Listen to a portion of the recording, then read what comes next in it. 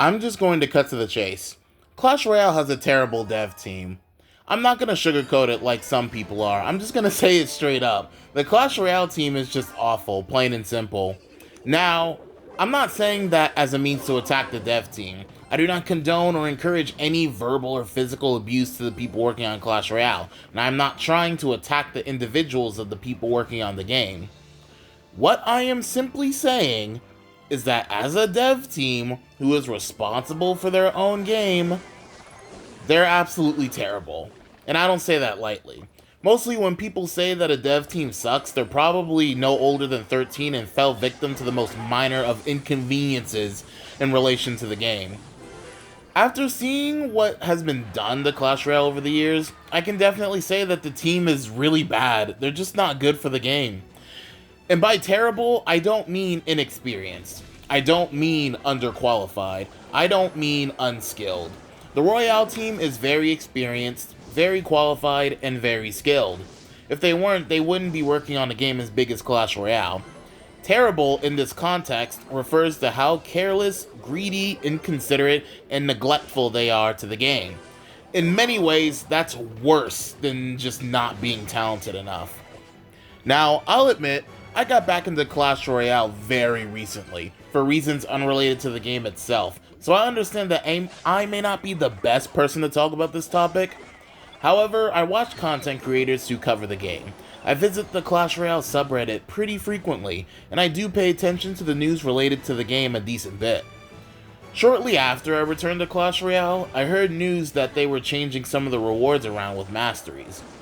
Read on it a little more, and turns out they're nerfing mastery rewards. For those who don't know, you'll get 50 fewer gems from card masteries and 200 fewer gems from champion masteries.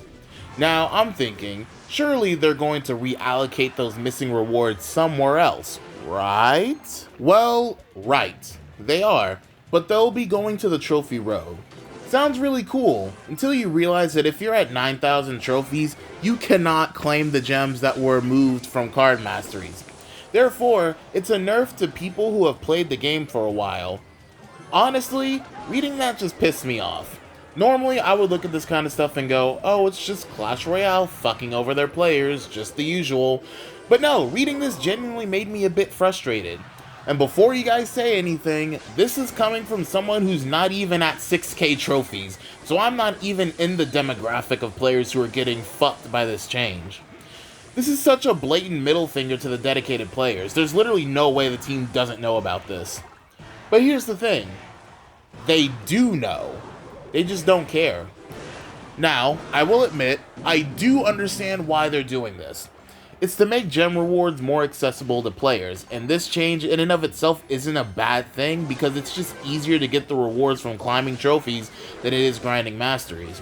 However, if you're going to make this change, you also have to compensate for the players who have already reached the top of the trophy road. Neglecting the loyal player base in favor of the casuals isn't a good look. It'll just alienate the loyal players from the game even further.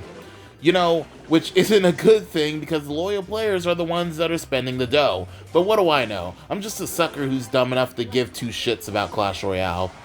That's literally what the devs think of us, just a bunch of suckers. I know that it's a stretch to make such a claim, but honestly, I genuinely believe that.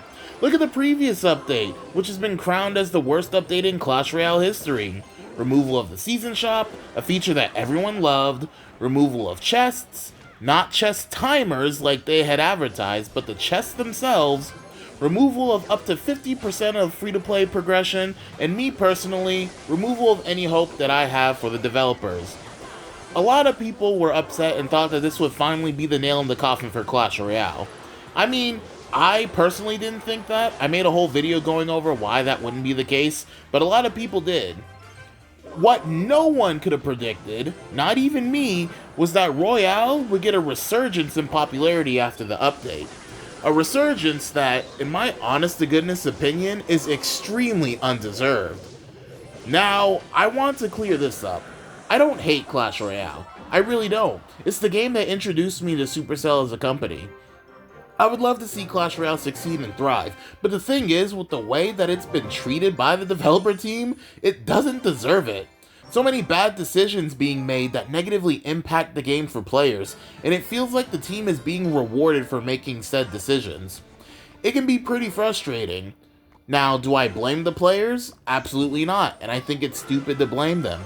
The vast majority of players are either unaware of these bad decisions or simply don't care about them and want to play a game that they find fun. The players themselves aren't ruining the game. That's a blatant false equivalence in my opinion. People who think this are getting upset at the wrong group. I just have no faith in this dev team.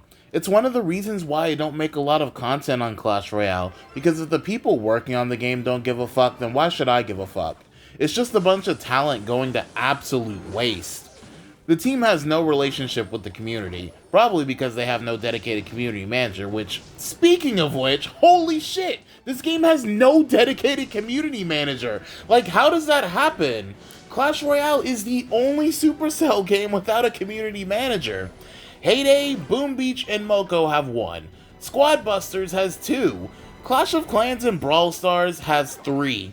Clash Royale has 0. Like, what? What makes it worse is that every previous community manager eventually moved on from the position, with the most recent community manager only holding the position for like a few months. I can only assume that even they came to the conclusion that the developers are just making shit decision after shit decision. I can only imagine how tough it is to be the punching bag of Clash Royale, despite having some of the least influential involvement with the game's development. Another thing that pisses me off is that the team just chooses to be oblivious of the community's grievances. Look at every post they made in the past 2 months, whether it's memes, new evolution cards, balance changes, or top 3 of the Path of Legends. Literally anything posted from the Clash Royale YouTube channel. The top comment of almost every single one of these posts has something to do with the season shop or something to do with the blatantly nerfed progression from the previous update. Players are literally speaking up about their grievances and have been doing so for a while at this point, and the dev team doesn't even bother to respond. It's just absolute neglect at this point. They're blatantly ignoring us because they couldn't give any less of a damn.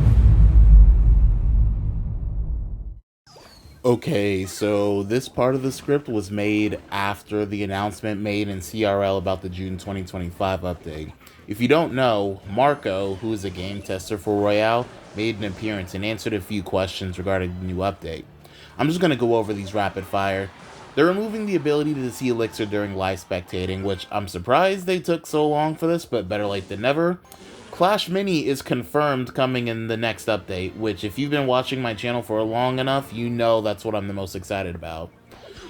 CRL will be hosted in DreamHack Atlanta this year, which is actually fantastic for me because I live close to Atlanta. Good luck finding me. They're aware that there's matchup polarity in the game, which basically means that the game feels too much like rock, paper, scissors in terms of matchups. That's actually pretty interesting. I'm curious to see what they'll do to address it. They'll probably fuck it up though, just like they did with the new troop pathfinding, but we'll see. Spawner buildings like Barbarian Hut, Tombstone, etc. will be reworked in a similar way that Goblin Hut was reworked. Hopefully it will be good. Finally, they're trying to find a way to improve the casual and competitive player experience. I think this is more so in terms of gameplay mechanics rather than actual account progression because they prove that they don't give a shit in terms of the latter, but we'll see. Honestly, there's not much else to say here. It's cool that they reached out and gave us something to look forward to. It's very pathetic, however, that I am praising the dev team for doing the absolute bare minimum, but I guess this is better than nothing. I feel like this video is going on a bit too long, so I'll wrap up my thoughts with this. Clash Royale has a very talented, skilled, and hard-working dev team. Clash Royale, consequentially, is one of the best games in the mobile gaming industry from a gameplay perspective.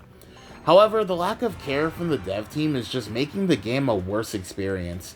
I am aware that this is juxtaposed with the fact that Clash Royale is currently going through a resurgence in popularity, mostly because of Jinxie, and it is really cool to see more people playing the game. Again, I don't hate Clash Royale. I think it's a solid game in terms of gameplay, but at the same time, if the devs don't give a fuck about their own game, then why should I? That's why I don't really make a lot of Royale content. I don't want to make a lot of videos on a game that's hated by the developers more so than the people actually playing it. It's just sad, it really is. The team has made so many awful decisions, nerfing progression, making monetization more aggressive, screwing up the esports scene for a little while, and so much more. What makes it worse is that because of the game getting more popular, the devs will continue doing bullshit like this. They're getting rewarded for fucking up their own game. Now, I do gotta make this clear because someone's gonna bring it up in the comments. I have nothing against Jinxie. I think it's really cool that he's playing the game and having fun. It would be really unfair and really stupid to get upset at him for Clash Royale's improved performance.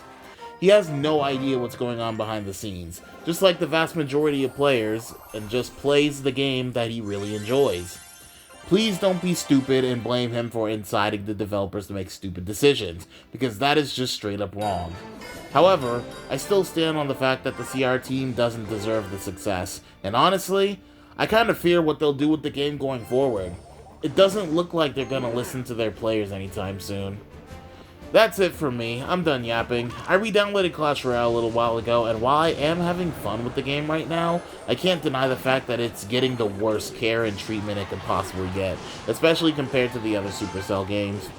It's like reverse Squad Busters in a way. Squad Busters, Supercell's most recent game, is a bad game with a caring and dedicated dev team.